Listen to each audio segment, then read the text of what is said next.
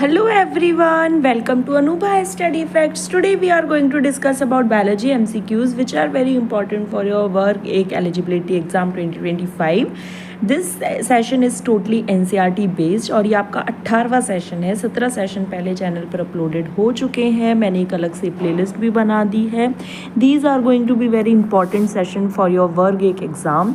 और जो भी मैंने अपने एलिजिबिलिटी टेस्ट में जैसे उसे क्वालिफाई किया था, मैं पूरी कोशिश करूँगी सेम स्ट्रेटेजी मैं आप लोगों को अब एज इट इज़ तो नहीं बता सकती क्योंकि बहुत टाइम हो गया उसे, अराउंड 2 ईयर्स हो चुके हैं, लेकिन हाँ फिर भी जो भी मैंने ट्रिक्स, जो भी बुक्स, जो भी MCQs जहाँ से भी प्रैक्टिस करी होगी वो सब आप लोग के साथ डिस्कस करूँगी। सेशन पसंद आए तो आप लाइक शेयर कर सकते हो, कमेंट्स में अपना फीडबैक ज़रूर दे सकते हो कि आपको और कैसे इंपॉर्टेंट सेशंस मतलब और किस तरीके से मैं इसको इम्प्रूव कर सकती हूँ वो आप बता सकते हो। सेशन पसंद आ रहा है तो फिर कोई बात ही नहीं है, कमेंट्स में आप नाइस, गुड या ऐसा कोई भी एक छोटा सा अगर कमेंट कर देंगे तो वो भी मेरे लिए बहुत बहुत मोटिवेट करेगा। ठीक है, तो चलिए फिर आज का सेशन शुरू करते हैं। Roots of which gymnosperm fungal association होता है, तो फंगल एसोसिएशन मैंने आपको ऐसे याद रखवाया था कि P for Pinus, P for plant. अगर जो फंजाई है वो प्लांट की रूट के साथ एसोसिएशन करती है तो उसे हम क्या बोलते हैं, माइकोराइजा। और ये किस में होता है, पाइनस में। किस में होता है ये, पाइनस में। नेक्स्ट क्वेश्चन है adaptation in gymnosperm to withstand unfavourable conditions के लिए, निडल लाइक लीव्स बन जाएं, थिक क्यूटिकल हो जाए, सनकन स्टोमेटा धस जाएं, तो all of these will be the correct answer. Next है megasporophyll is the term used in gymnosperm, तो उसे क्या बोलते हैं, carpel. The male and female gametophyte do not have independent free living existence, तो वो जिम्नोस्पर्म में। नेक्स्ट है द मेल और फीमेल कोन्स में be borne on same tree, ये मैंने आपको SP से याद रखवाया था, सेम ट्री और पाइनस होता है। डिफरेंट ट्री CD से याद रखवाया था, साइकस में होता है। जिम्नोस्पर्म आर नेवर हर्ब्स, कभी भी नहीं हो सकते हैं ये। In gymnosperm megaspore mother cell divide meiotically, कितने स्पोर्स बनाते हैं, तो 4 मेगास्पोर्स बनते हैं, 3 डीजेनरेट हो जाते हैं, एक बचा रहता है जिसे फीमेल गैमेटोफाइट कहते हैं।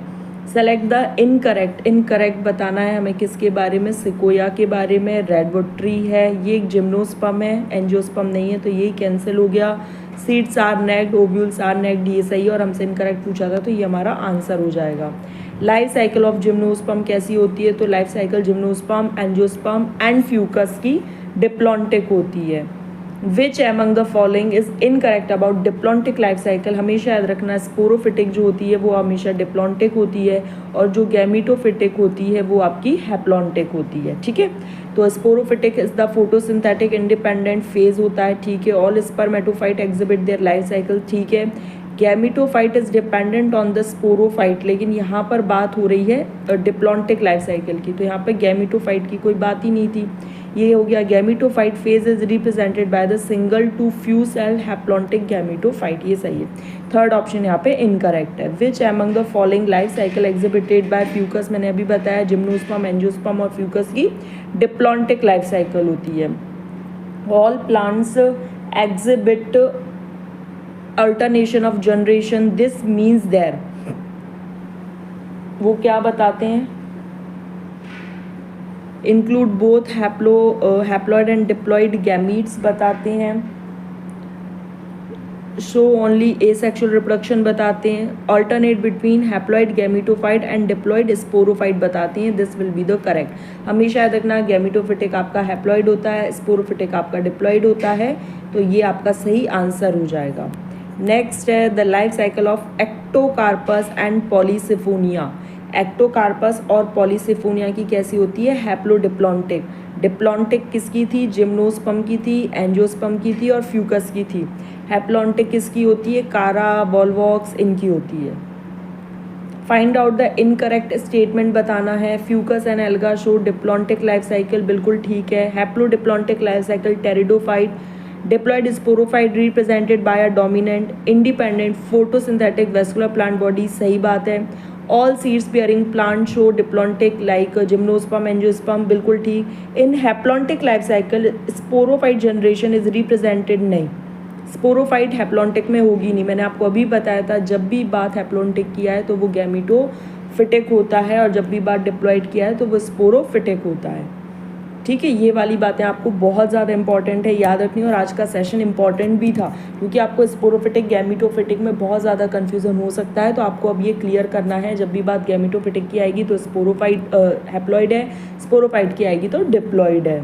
नेचुरल सिस्टम ऑफ क्लासिफिकेशन तो सबसे पहले किसने दिया था, तो बेंथम एवं हुकर ने दिया था, और ये किस पर आधारित था, तो external features, ultra structure, anatomy, embryology, phytochemistry, सब पर तो all of the above will be the correct answer. तो गाइज यहाँ पर हमारा सेशन कंप्लीट हो गया। आई होप आपको सेशन पसंद आया तो do like share and subscribe. और ये जो सेशंस हैं वो आपके 6 बजे आते हैं, आप चाहे तो हिंदी मीडियम स्टूडेंट वाला भी ज्वाइन कर सकते हैं जो 2 बजे आता है, बायलिंगुअल ही है, तो आई थिंक आपको हेल्प मिलेगी। एक बार देख लीजिएगा, अलग से प्लेलिस्ट दोनों ही सेशंस की बना दी हैं, तो विजिट ज़रूर कीजिएगा और अपना जेन्युइन फीडबैक ज़रूर दीजिएगा। आप लोगों को सेशन कैसे मतलब कैसे लग रहे हैं, पसंद आ रहे हैं, तो कुछ भी एक अच्छा सा कमेंट कर दिया करो सो दैट मुझे एक मोटिवेशन मिले। और लाइक कर दिया करो, अगर पसंद आए तो शेयर कर दो जो लोग तैयारी कर रहे हैं अगर आपके आसपास। तो चलिए फिर हम अपने नेक्स्ट सेशन में मिलेंगे। Thanks for watching this video.